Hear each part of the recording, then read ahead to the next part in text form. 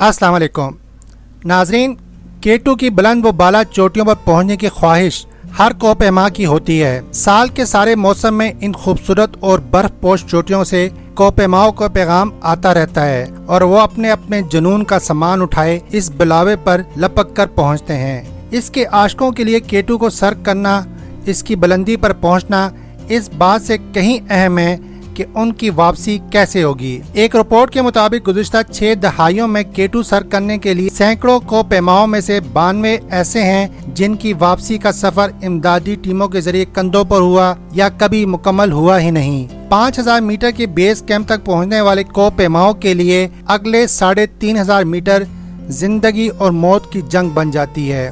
खास तौर पर कैंप 4 जो 8000 मीटर की बुलंदी पर है और इससे ऊपर शोल्डर, बॉटम नेक और फिर टॉप तक के 611 मीटर मौसम और चढ़ाई की दुश्वारी की वजह से बहुत मुश्किल बल्कि जान कठिन मरहला होता है।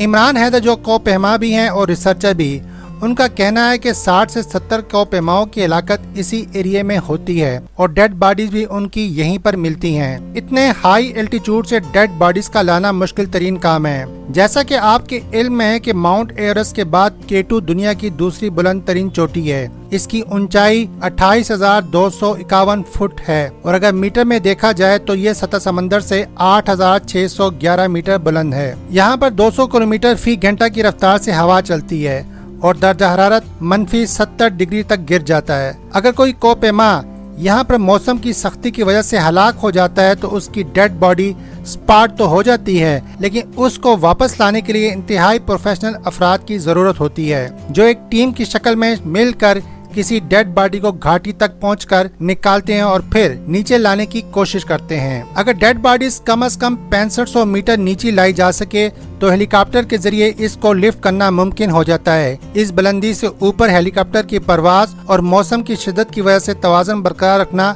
इंतहाई मुश्किल होता है। इस अमल में हिस्सा लेने वालों की जान का भी खतरा रहता है। हर ऐसी कोशिश को कम से कम 2 हेलीकॉप्टर की एयर सपोर्ट की जरूरत होती है। एक हेलीकॉप्टर का फी घंटा खर्चा 32 से 3600 डॉलर तक होता है, यानी तकरीबन 5.25 लाख रुपए। 5-6 घंटों के इस अमल पर तकरीबन 30 से 35 लाख रुपए खर्च होते हैं। इसके बावजूद बॉडी रेस्क्यू करने का काम 3-4 दिन तक ले लेता है, जब तक इसे हेलीकॉप्टर से लिफ्ट करने का मरला आता है। पाकिस्तान के हीरो अली सतपारा और उनके 2 साथी जॉन सिनोरी एंड जॉन पल्बो मोर भी K2 के शदीद मौसम की लपेट में रवां साल फरवरी में उस वक्त आ गए थे जब कौम चंद लम्हों में उनकी कामयाबी की नवीद सुनने का इंतजार करी थी और इन्हीं चंद लम्हों में हादसा उनका नसीब बन गया। उनकी तलाश में KP हुकूमत और पाकिस्तान आर्मी ने जान तोड़ कोशिश की, लेकिन फिर मौसम आड़े आ गया।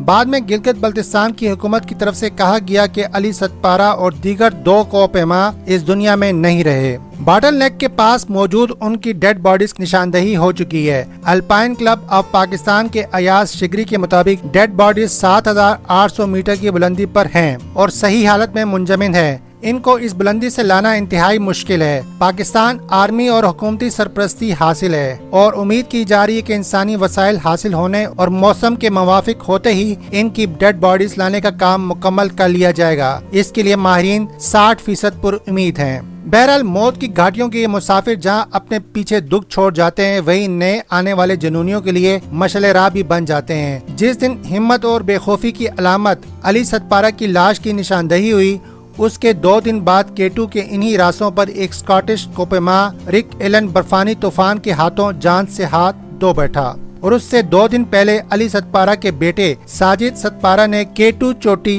सर कर ली।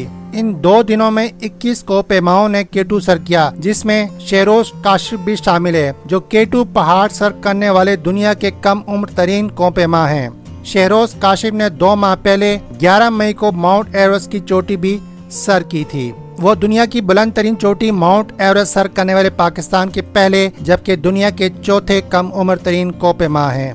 नाज़रीन, अगर आपको हमारी ये वीडियो पसंद आई हो तो इसे लाइक और शेयर करें, जबकि चैनल को सब्सक्राइब और बेल आइकॉन को क्लिक करना हरगिज़ ना भूलिए। शुक्रिया।